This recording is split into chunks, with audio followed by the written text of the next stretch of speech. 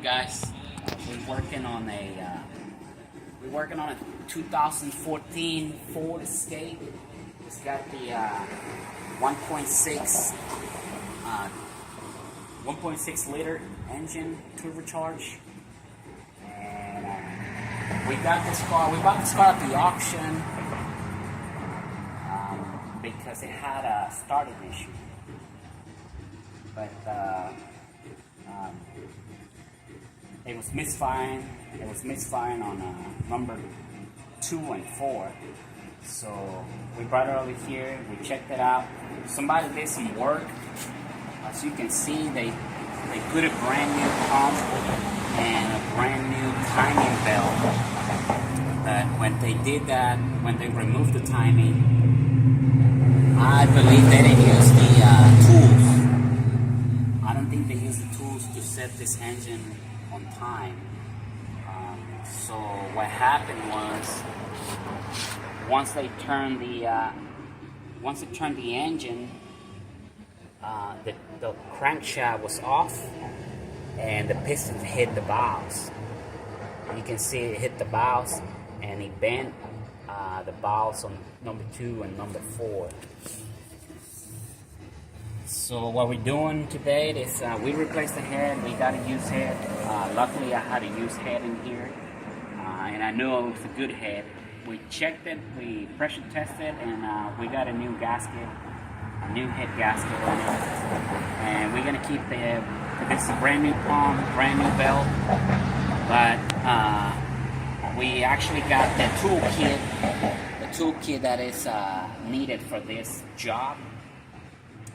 I want to recommend you to go ahead and buy the toolkit. Spend that extra money. Don't try to do this job without the tools, because this is what's going to happen. You're going to end up bending all the valves, and you're going to ruin the engine. So this is what happened to this car. And right now, if you guys wondering how to do the timing on this vehicle, we can show it to you. As you can see right here, our cam facer,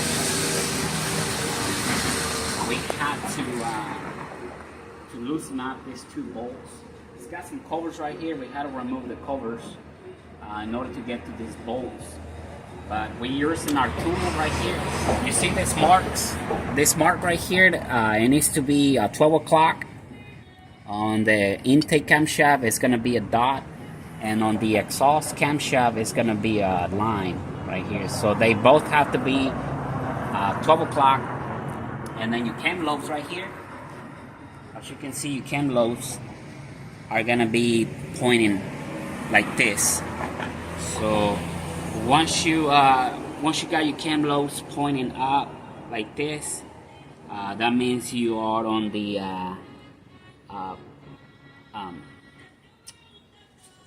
intake position, not exhaust, but the intake position. So you want to be at 12 o'clock right here. Cam lobes are sticking up like this, and then our crankshaft is locked in place. This is the tool kit, and this one comes in it, and this special bolt, and it's gonna lock the camshaft in place. Like right now, we are on time right there. We already tightened up our pulley and our cam facers. Right there, we are on time, and as you can see, this tool fits right in it. So that we're on time right here. We're on time right here, and over here.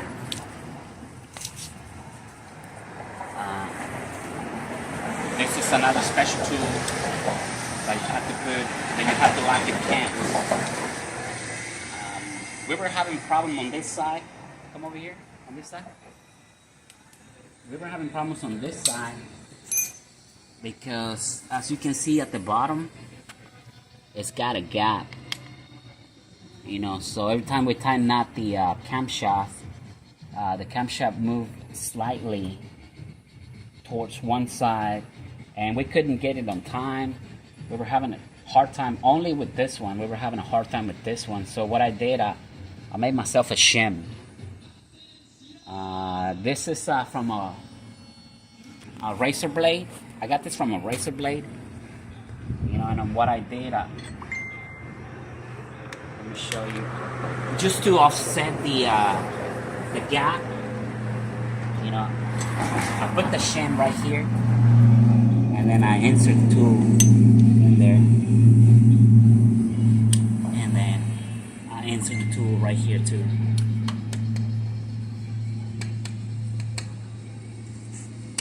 There he goes. It went in. And that shim right there helped us offset the gap. So that's why I had to use that shim, because our camshaft was moving slightly either to the left or to the right, and we couldn't get it on top. So you notice this hole right here, the square right here, this square right here. That means we are on time. Our intake and exhaust camshaft are on time. So we got a tool to lock our camshaft in place. Then we got our tool right here that's gonna lock our cam facers in place.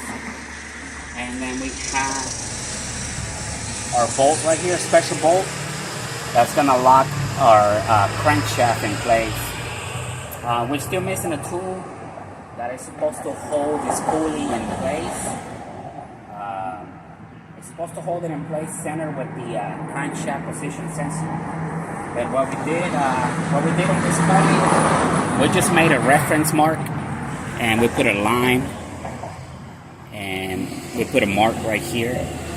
As you can see, it lines up with this gap right here, and that's how we were able to put it on time right here. As you can see right there, so that's our mark on our crankshaft position sensor, and that's our mark on the pulley.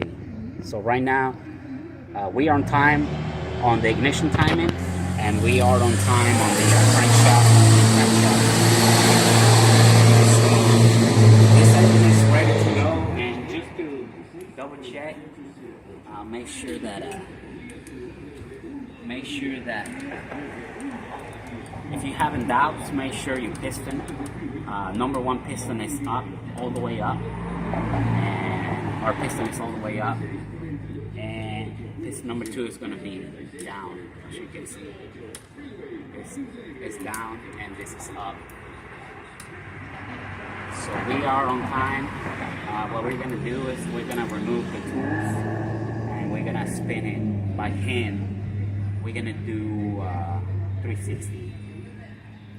We're going to do a 360 twice, and we're just going to make sure that it's not binding. So at this point, I'm gonna remove my tools. I'm gonna remove all my tools, and I'm gonna spin the engine 360. And don't forget about the shim. Don't let it drop inside the engine.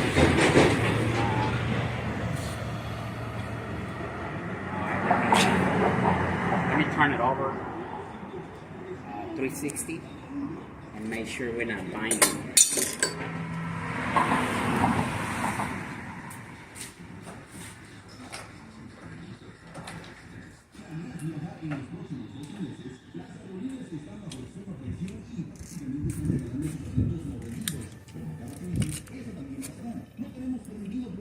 So as you can see, our piston started going down.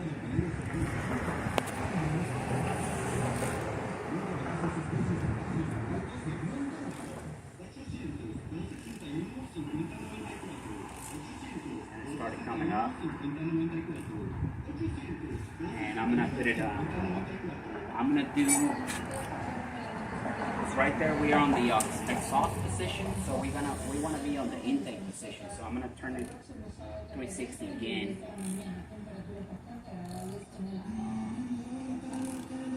And it's coming up again. And it should be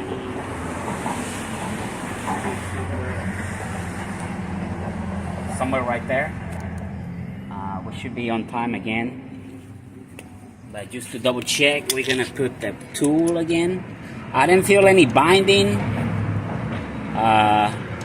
And the engine spin freely. If you start feeling binding, any binding on it, don't try to turn it over.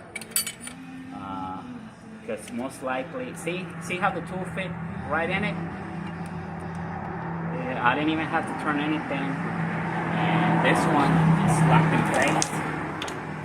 See, it's not going anywhere. It's not gonna move.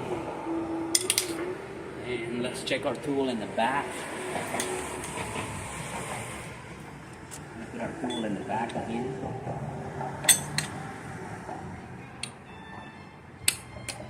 As you can see, it fits right on it.